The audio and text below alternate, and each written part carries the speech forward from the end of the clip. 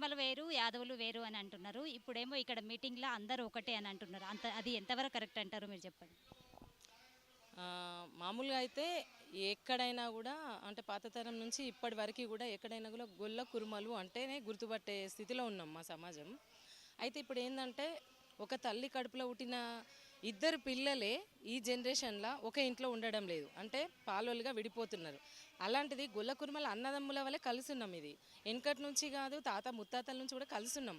కానీ అధికారం వచ్చేసరికి ఏమైతుందంటే కుర్మల పేరు చెప్పి ఓన్లీ గొల్లలు మాత్రమే అనుభవిస్తున్నారు. అది కాకుండా ఇద్దరం కలిసి ఇప్పుడు ఏవైతే మనము 16 కార్పొరేషన్లు అనుకుంటున్నామో 3 ఎమ్మెల్సీలు అనుకుంటున్నామో ఏవైతే మనకు రావాల్సినటువంటి వాటా ఉందో ఆ వాటాలో చెరిసగం అనే దిశగా కలిసి మాట్లాడుకొని ఇద్దరం మూకుమ్మడిగా ఏవైనా కూడా ఇచ్చిన దాంట్లో చెరిసగం అనుకొని ముందు మొదటగా మనం కలిస్తే తర్వాత ప్రభుత్వాన్ని డిమాండ్ చేయొచ్చు.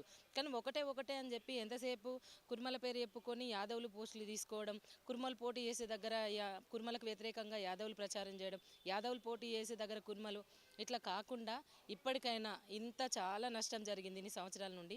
ఇక మీదట ఆ నష్టం జరగకుండా అన్నదమ్ముల వల్ల కలిసున్న మనం ఎప్పటికీ ఇట్లనే కలిసి ఉంటూ ఒకరికొకరు సహాయ సహకారాలు అందించుకుంటూ మాలమాదిగలు కూడా ఇప్పుడు కార్పొరేషన్లు సపరేట్ ఇచ్చిరు మా సోదరులకి.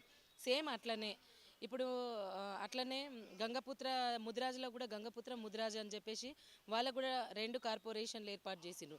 గౌడ్స్లో కూడా తెనుగు గౌడ్స్ అట్లనే మాకు కూడా గొల్ల కుర్మ 2 కార్పొరేషన్లు ఏర్పాటు చేయాలని చెప్పేసి మా కుర్మ యువ చైతన్య తరపు నుంచి నేను వెన్నెల రాష్ట్ర అధ్యక్షురాలు మరియు ఫౌండర్ని డిమాండ్ చేస్తున్నా. కుర్మలు కూడా అధికారంలోకి రావాలి, కుర్మలు కూడా అధికారం చేపట్టాలి. కుర్మలు ఇప్పటివరకు ఎమ్మెల్యేలుగా కానీ కార్పొరేషన్ చైర్మన్లు కానీ లేరు. కానీ ఈ ప్రభుత్వంలోనైనా ఒకే ఒక ఎమ్మెల్యే, అది ఆలేరు ఎమ్మెల్యే బి లైలే గారు ఉన్నారు. కార్పొరేషన్లో కూడా మాకు రావాల్సిన వాటా కుర్మా గొల్లలు సమానంగా పంచుకుంటే ఏ గొడవలు లేవు.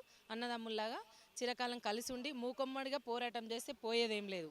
అట్లా ఆ దిశగా ప్రయత్నాలు ఉండాలి అని చెప్పేసి ఈ వేదిక ద్వారా మేము మెసేజ్ని ఇవ్వడం జరుగుతుంది.